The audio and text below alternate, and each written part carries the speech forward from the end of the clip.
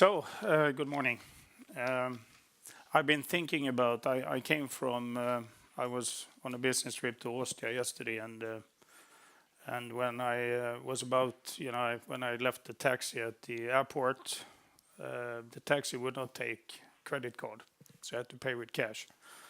Being in Sweden, talking about cash management is, and that's what you will see in the presentation. It's a quite different setup on the presentation, being in Sweden versus being in a cash environment. But I will talk about those differences. But to start with, I'd like to show you a short movie. Wake up. What do you see? Money everywhere, and everybody chasing money. Selling time and effort to get money. Money moves the world. It always has. Money is past, present, and future. Money with different forms and values. Some even say it's close to extinction. But you know what? Even in digital times, the world needs cash to keep moving. It's the one language the whole world speaks. The first choice when everything else fails. The last reward when everything goes well. Cash in an unstoppable cycle. The cash someone spends, somebody earns. The cash somebody gets, someone else pays. It's not a matter of taste, but a matter of facts.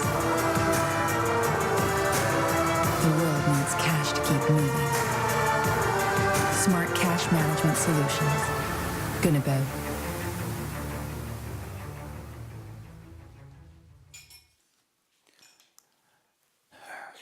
I think this is a good introduction. The movie summarizes really what's happening in the world, and of course that when cash is the last resort, when everything else fails, there is still cash, and there has to be cash. And when I talk about cash, I think the first thought you have is always about the notes, but there is one other thing, and that's the coin.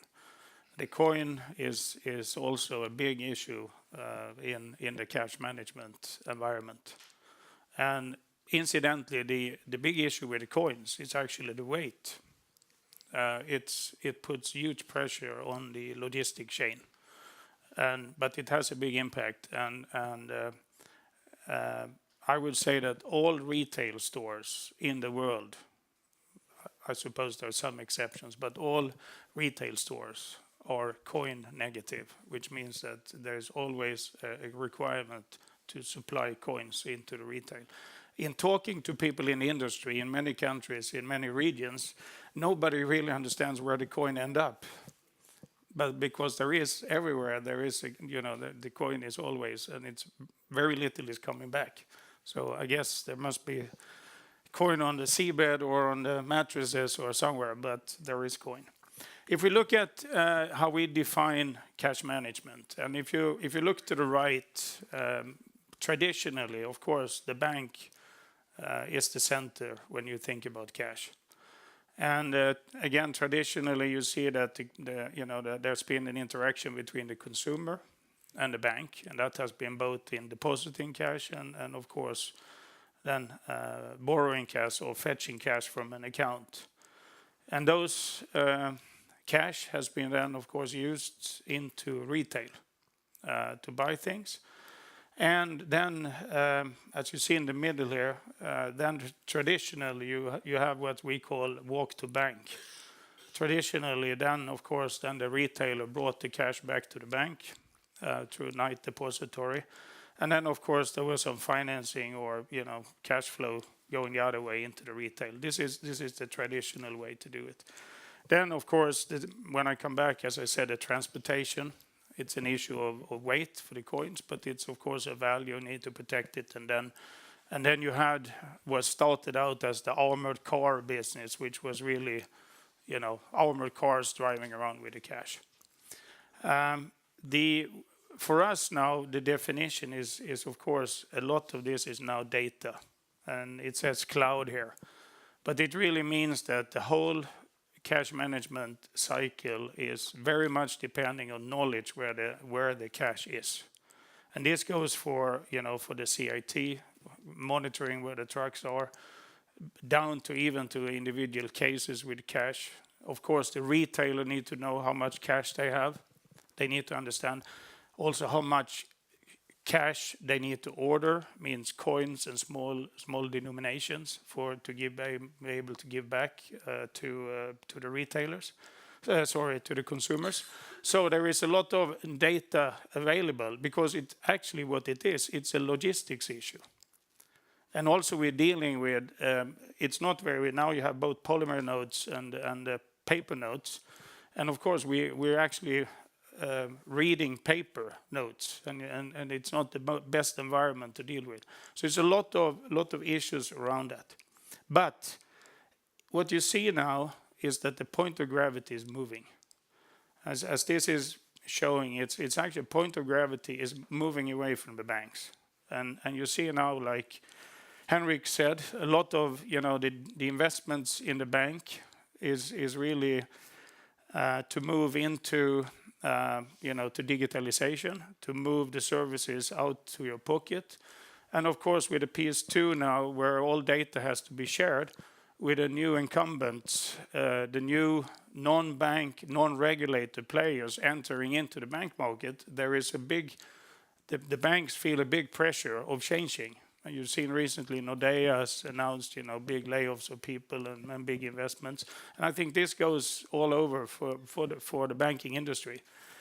And of course, that also means that the need for branches and investment in bank branches goes down. But you still have the issue of cash being circulated. So what's happening now is then that the banks that move into self-service, that you don't go inside. They don't want to have a touch point with the cash, and they want to outsource the services.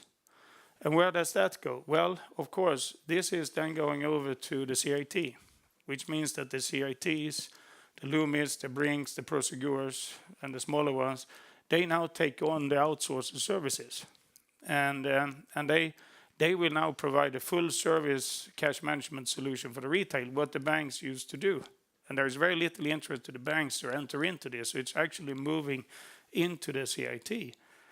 For the retailer, there are of course issues with dealing with cash. You have the fraud issues and theft, of course. But it's also about how to manage your checkouts, how to do efficient checkouts when people are paying with cash, and that goes into the workforce, the process, and the cash flow optimization, as I mentioned before.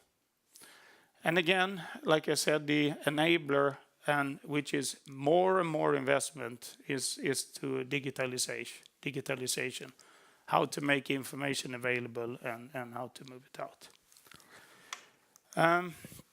So if we look at the big picture, what the size of the business, and I said this is our estimate.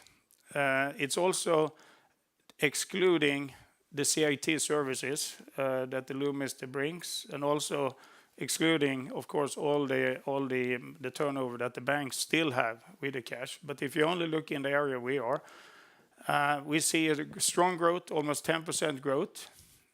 We have almost a 10% global market share. And as mentioned before, we are about 20% of the Gunnebo total business. Our definition of cash management is what we call deposit recycling. I will show you more about that. It's closed cash. It's envelope and coin roll systems. It's drive-up systems. And then we have the software side, which is both the application software, but it's also monitoring software for the retailers and the banks. And then we have services associated with that. Now I put on some slides, which I wouldn't need in Austria, but I think I need them here. Here you can see, and just to give a feeling of what are the trends for cash in circulation. As you see, there is 5.7 trillion euros is the estimate of cash in 2020. And between 2015 and 2020, it's expected to grow with 700 billion euros, the cash in circulation. The arrows here, we try to summarize it in a simple way, but the arrows here show just some example markets where also Gunnebo is active. What's happening on the market and as far as cash circulation. And you can see that Sweden is one of the few countries in the world where actually cash in circulation is decreasing, which means being here talking about cash management makes it slightly more difficult. If we look on Europe then and drill down a little, because here we see, well, it's all it's not cash used. But if we look on the average payments in Europe, still today is 60% are made in cash. And there are 3.6 trillion annually cash payments being made. And you can see some of the numbers here of various countries. And here you can see that Sweden is lower, the average 20. And I will show you something that more data on that. I was recently on a conference called Money 2020, which is really where all the key players, all payments, all incumbents, all the banks were there, and of course all the new non-regulated players, all the startup companies, and lots of discussion. And there were several debates around Sweden, and really how far can you go when, and there's been a debate in Denmark. Are retailers going to be forced to take on cash? In Denmark, the retailers have to take cash. And we see some now in Sweden, some restaurants not taking cash. And the interesting thing, what you see, when you, according to Riksbanken, they have made a survey. And if you look at this survey, and if you drill it down, if you look on the right side, you see is it a positive or negative attitude to the decline cash? And you can see on the right side, between 2014 and 2016, in 2 years, you can see the people that are fairly positive or positive that there is less cash. That is remaining pretty stable. But on the left side, you can see that people that are negative to actually removing cash is increasing. And this was very much the debate there. I mean, because cash is non-discriminatory. Anybody can have cash. Everybody cannot have a credit card or other payment methods. So there is a debate, is that when you push out cash too far, then of course you will be discriminating people. And that's something that in our, in the world we live in with credit cards, and then it's of course and there are other worlds where cash is very important. And if you look at the payment trends, like I said, we are ranked as one of the world's most cashless countries. Still, there is an average of 4 million transactions made every day, and about to trade value of 53 billion SEK, and in average 15 to 25% are made in cash. And if you look on the chart on the right side, you still can see that card and cash is the most common payment system. You see now the banks, I got it myself from my bank, they now to push, that you're going to have pay with your phone, and you get new credit card, contactless cards, and doing things. And of course the banks are, trying to, again, push this further. But again, that I think there will be resentment by the people, how far you can go. And we should realize we are on the far end. We're either on the leading edge or the tipping point, I don't know. But there is cash. Now, what are we offering? And there was a question about Cyan. So as I mentioned before, the offering is deposit and recycling. Yeah, and if you look on the bottom there, you have two different deposit machines. The one to the right there is what we call an under counter, which sits actually out by the cash till. And the one to the left is a back office deposit machine, where several operators, several cashiers are actually depositing the money. Then we have the recycling, which is the big machine in the back, which is actually where you both deposit your cash and coins, and you will also receive your starting, where you can receive the change when you start your shift. You will actually fill your cash till with this machine, which is further optimizing the process. Then we have on the furthest left, we have our SafePay system, which is what we call a closed cash management. I will come back to that.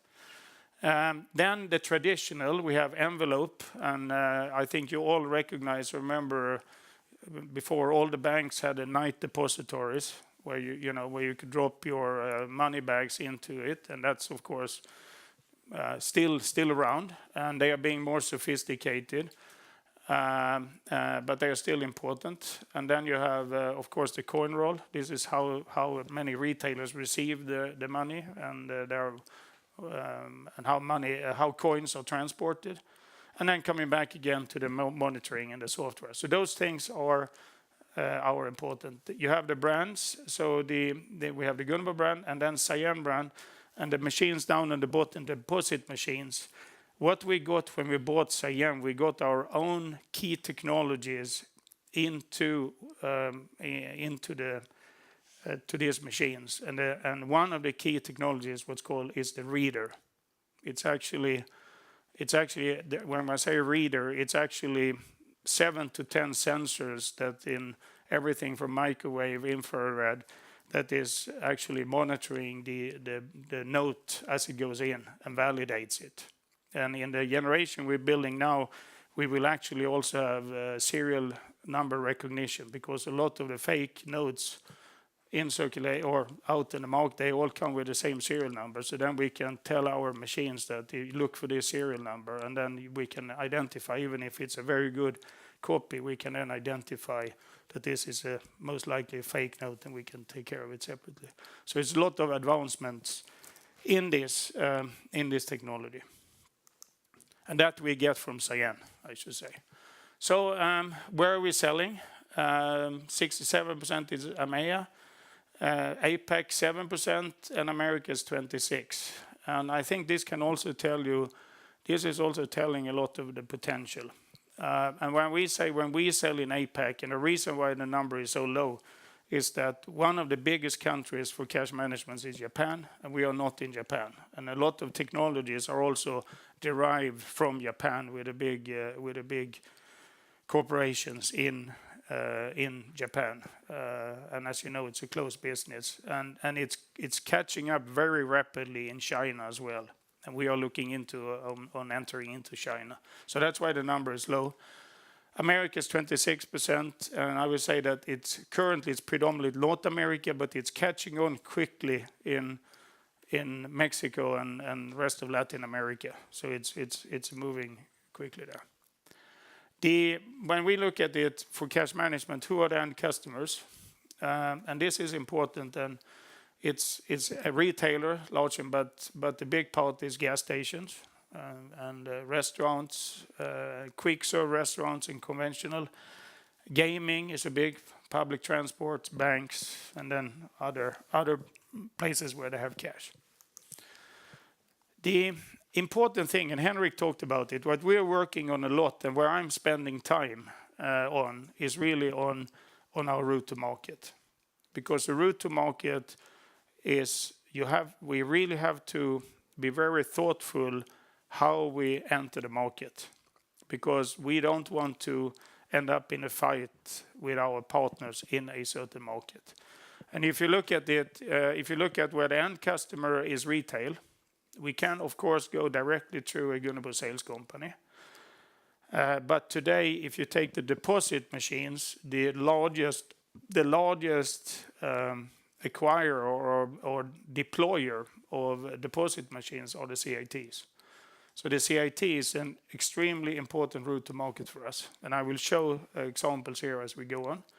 We also have partners where actually we are working together, with other people in the industry buying certain components from us, as we also buy components from them in other cases.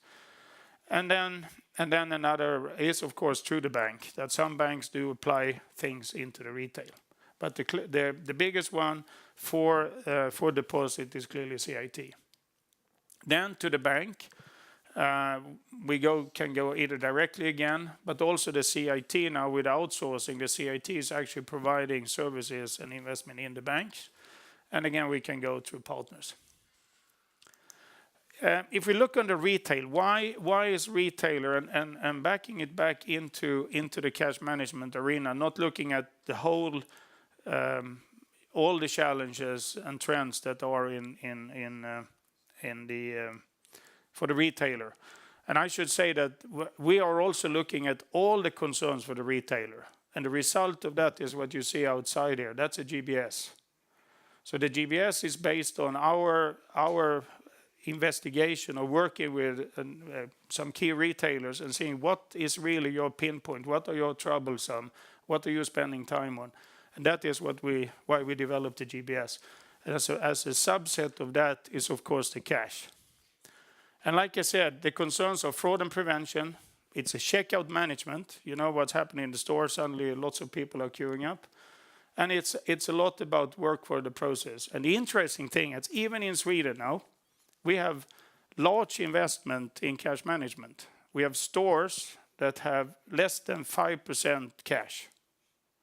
Why are they investing? And because it's quite expensive equipment. Why are they doing this? Because, of course, it becomes a nuisance factor. It becomes a smaller flow, but still it has to be managed because it has value. If you don't manage it, when you have a large amount of cash, if you take in Asia where you have huge amount of cash, you can set up a process. You can have dedicated employees, you can have cash rooms, you can have sorters, you can do things. But when you go to a modern store in Sweden, they want to spend the time with the customer, of course. And they don't have time and they cannot have dedicated people to dealing with the cash. So they need to invest in automation. And the trends are, of course, when you look, what are the retailers looking at? They're looking at customer experience. They're looking at how can we integrate payment solutions. And we talked about the credit cards, which is natural. But then you have what's called the omni-channel, how you can migrate between in-store shopping and online shopping. Moving into mobile solutions and technologies. Payment actually outside in the store where you don't have to go to the checkout. Many new things. So I talked about the software.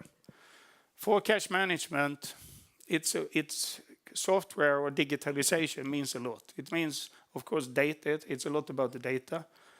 Another thing is the uptime and the user experience. The more automation you have, the more business critical it becomes, which means you have to keep the equipment running. It has a lot to do with efficiency. And then, of course, you have, as you know, suddenly a country change, they issue a new note. Then, of course, you have to upgrade the system. And that has, instead of going out upgrading everywhere, it's all about remote upgrade.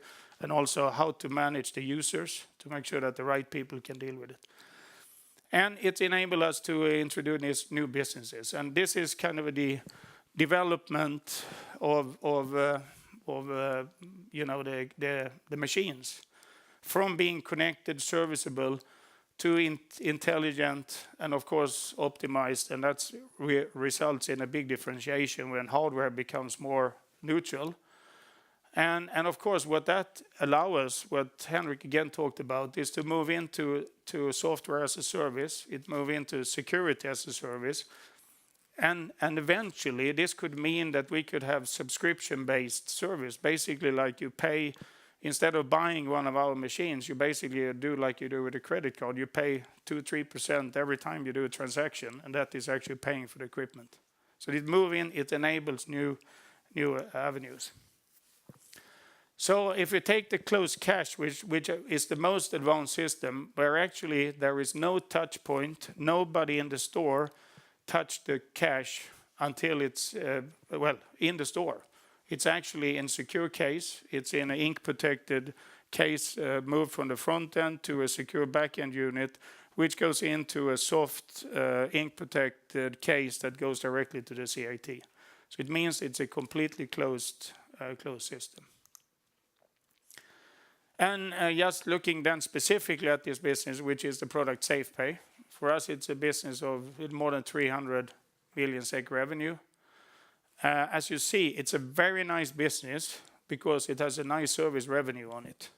And this is, of course, generating, which also means it's long-term agreements with the customers, which is nice because it gets stability.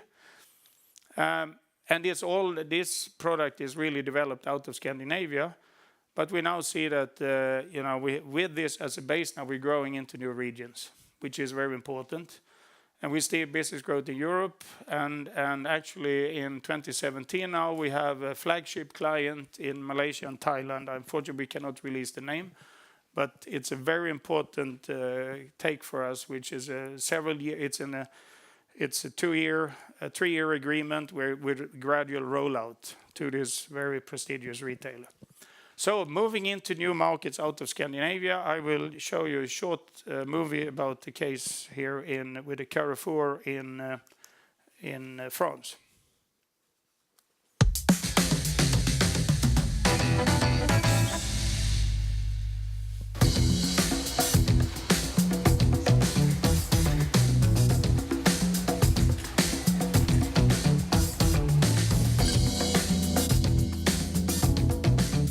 Je suis donc franchisé avec mon frère associé depuis plus de 20 ans. Nous avons aujourd'hui 4 magasins, un en l'Isère, en Saône-et-Loire et 2 dans la région Rhône-Alpes.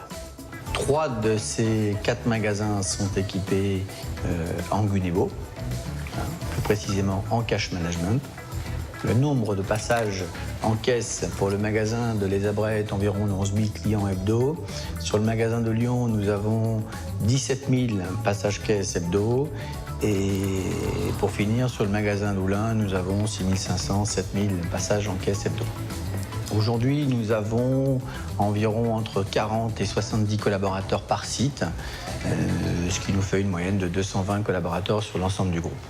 Donc nos critères de sélection dans le cadre du choix que nous avons dû faire pour installer le cash management dans notre entreprise étaient tout d'abord la sécurité de nos collaborateurs.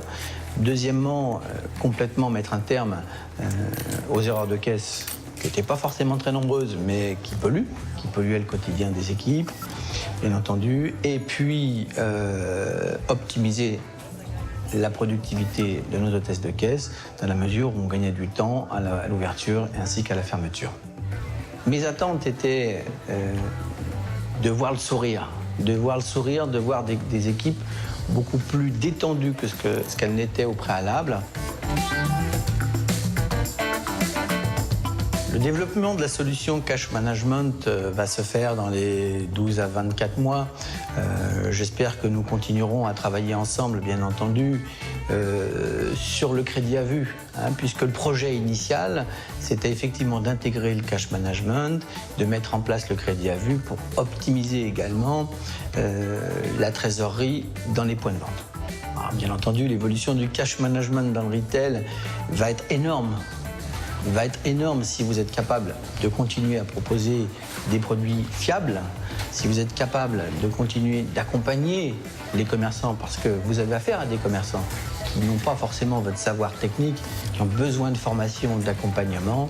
Mais je crois que le cash management est indispensable et sera indispensable dans tous les commerces dans les années à venir, pour des raisons de sécurité, de réorientation de l'activité de nos collaborateurs sur du commerce.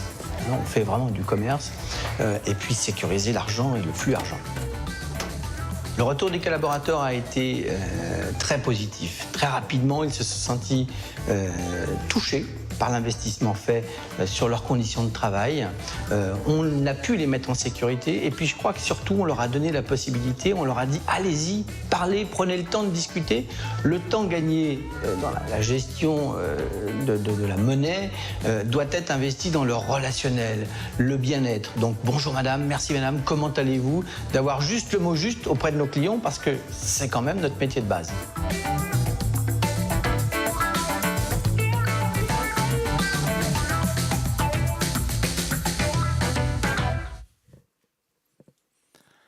This was one good example of when entering into new markets. And I mean, I guess as you all know, France is a nice market when you move in with newer technology. The French like new stuff. It's not like the Americans. They want everything well proven and heavy duty. But in France, it's a good way to move into new technology. So moving in then to what we do in the US, you can say this is very traditional. This is what we call the drive-up systems, and this is a big business for us in the US.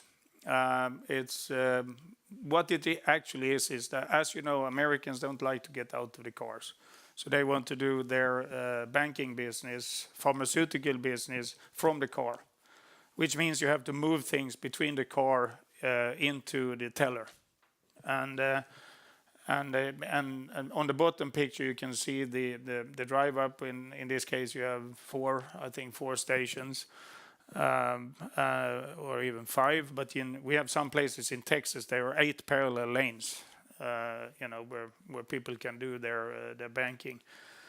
It's a complete solution here, which consists of the tube system. You have the transaction drawers, and of course bullet resistance. And then again here, this is also now IT being a key part, because we are now moving from solid wire into IP. So it's IP communication, internet protocol communication, which means that they can run commercials when they're waiting for to get the money back. We can run dedicated commercials. If this is somebody that just has taken a home loan, maybe then the system knows that, and then they can make special advertisement, while they wait in the car.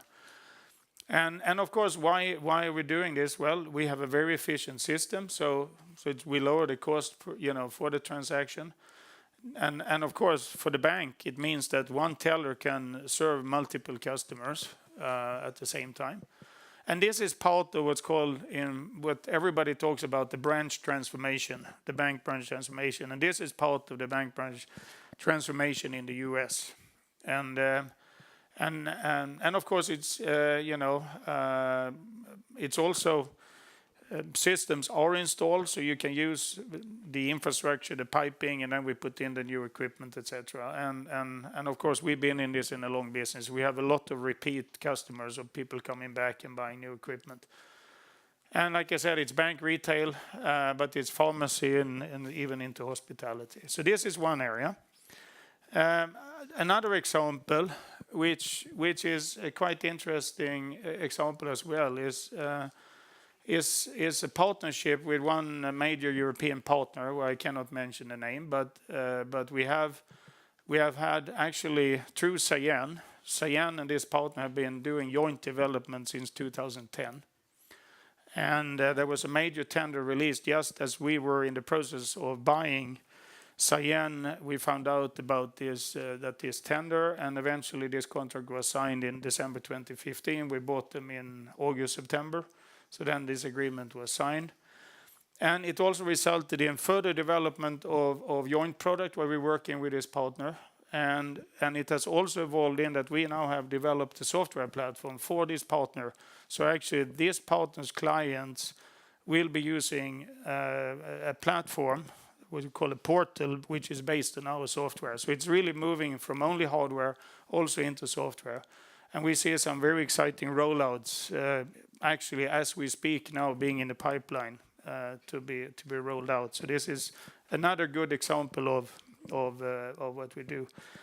Another example of a new thing, which we are releasing today, is that we are also now in the US, and I think it was mentioned by Henrik that we now are moving into US, and we're moving into the area of what's called TCRs, which is teller cash recycler. A teller cash recycler enables a bank branch to be open, which means that all the cash in the bank branch is kept in this kind of machines that you see here. And those machines are directly connected to the banking software. So basically, if somebody wants to deposit money, they open, the cashier open account, they can open in the room.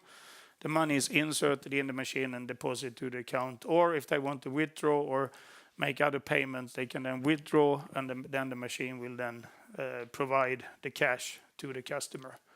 So this is again changing. This is today there is a big installed base of TDCs, teller cash, TCDs, teller cash dispensers, but which are not recycling. So there is a trend of replacing now the old dispensing machines with this, and there's a huge potential. And we have then made an agreement with middleware because we need to connect to the bank with CFM. We are now moving this into credit unions across the US. So this is another way of applying, and this is technology we've been using here in Europe, but it's a new way to apply it. Then, when it comes to large rollout of deposit machines, and even some recyclers, but mostly deposit machines from Cyan. We have our partnership with Transcard that we have publicized before. But it's a long relationship. It's an old Chubb-safe relationship. And they have now changed the focus into cash management. And we are supplying both the software for operating and monitoring the machines and the hardware. And this is a continuous rollout. And what we are doing is that because this CIT then is dealing with different banks, which means that we have to integrate our software with the different banking softwares. I think we're talking about 10 to 15 banks that we are integrating to gradually as they're covering the country. And for the retailer, they're adding one important thing, which is the same-day credit, which means that when the money is in the machine, then they can see it on their account. It's what's called provisional credit. So it means that they have access to the money as soon as they're in, which means the ownership of the cash is with the CIT, and the CIT will, or the bank will credit it to the customer's account. And of course, the reduce shrinkage, automate the system. It's a safer working environment. And we have, during, what is it, Robert, 2 years? Well, yeah, more or less 1.5 years supplied about 1,000 units, and that's a continued rollout. So this is very strong for us. Okay, last slides here. How we'll continue to grow. I mentioned the most important thing is to manage your relationships, and to manage your relationships with the armored car companies, the CITs. Because they are, in many markets, they're dominant. They are having, like I said, they're pushed out by the customer, and we have to balance that. And also that we can provide tailor-made solutions that fit their process. So we help our route to market or distributor, whatever you call them, they can optimize their process, because in the end, what they sell is the total cost of cash management. We have to be on top of the game, understanding payment behaviors and trends. I spend a lot of time trying to understand, and I get all the time I get questions from Henrik, should we not go into online payment or something else? And I mean, I say yes, but it's such a scattered market, and trying to be a global player when all the solutions today, except a few ones like the ones provided by the credit card company or supported by the credit card companies, and maybe Apple and some, all our solutions are local. So it's very difficult, to just to say, okay, where are we going to be in that market? We have to expand our own technology. We have to provide a full spectrum of solution services into the cash, but more so into the information system. We're investing a lot in software. And that's, again, incidentally, we're building a strong software capability in Spain, in the factory. We have good availability of people. Cost is very competitive in Spain now, so we're doing a lot of the investments in Spain. So the takeaways: cash is king, even if you might not, if you look in your wallet, it might not be king today, but it's a changing market, but there is cash, it's growing. The cash cycle, as I said, is moving out of the banks into out of the bank branch to an ATM, to the retailers, and to the CIT. Software, cloud, customization, integration, security is the key. And like I said, route to market, the strategic partnership are essential to become successful. So now Karin will give you some detailed instructions for coffee. I could talk about the coffee and cash management as well, but I will refrain from doing that. So Karin. Thank you.